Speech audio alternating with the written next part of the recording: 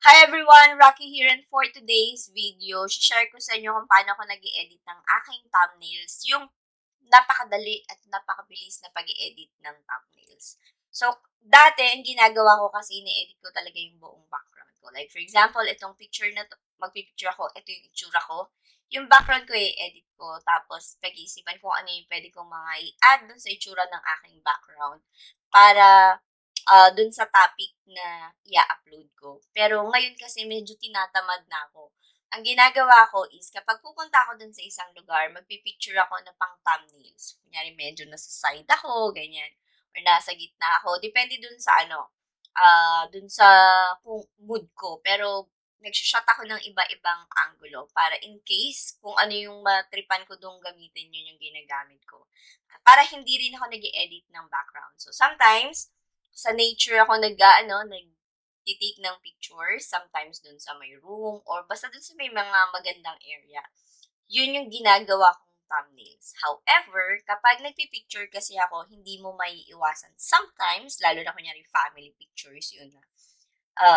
Since nasa public area ako madalas, is may mga tao, bagay na hindi ko gusto na nandun sa my pictures namin. And that's the one I'm going to teach you. How to edit or remove those unwanted person or object dun sa pictures ninyo. To visualize yung mga kung ano-anong pinagsasasabi ko, let me show you yung mga pictures na inedit ko. To remove unwanted objects or person or people dun sa pictures ninyo, currently ang ginagamit ko is si Canva.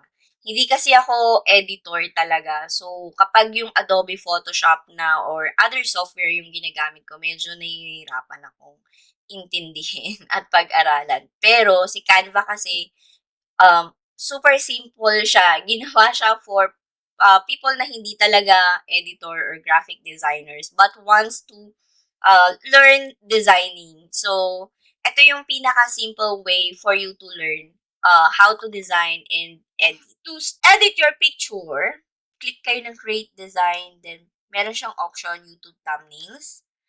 And then, i-upload nyo lang dito, i-drag nyo lang dito yung pictures na gusto nyong i-edit. Like, for example, kuha ko ng pictures. So, for example, itong picture ng husband ko tsaka ng anak ko.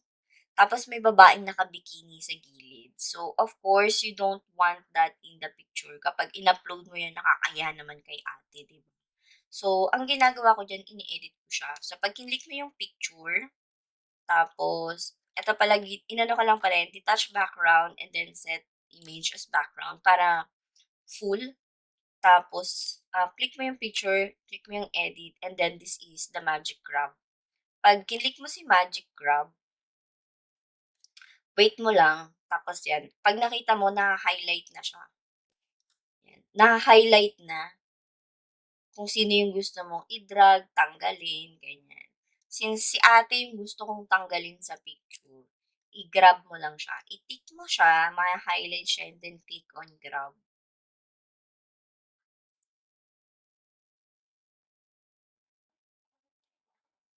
Tapos, pag kinlik mo ulit siya, makikita mo na drag mo na si ate. It's either i-delete mo siya, or kung gusto mong lagay mo siya sa may araw, yan, sa may araw.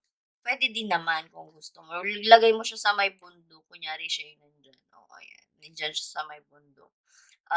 It's up to you. So, nag-grab mo siya or natatanggal mo siya. Kapag, kunyari, ito tinanggal natin, medyo awkward ka dyan, try mo ulit i-edit, background remover, grab ka lang ng grab. Ganun lang magtanggal ng mga unwanted objects and persons or people dun sa pictures ninyo. I'll give you another example na ginamit ko dun sa aking YouTube channel. It's this one. So, ito ginamit ko to sa channel ko. So, kapag nilagay ko siya kapag sinet ko siya as background, medyo kalahati lang kami, maliit kami, tapos putol si Buddha, gusto ko siyang gamitin ng buo.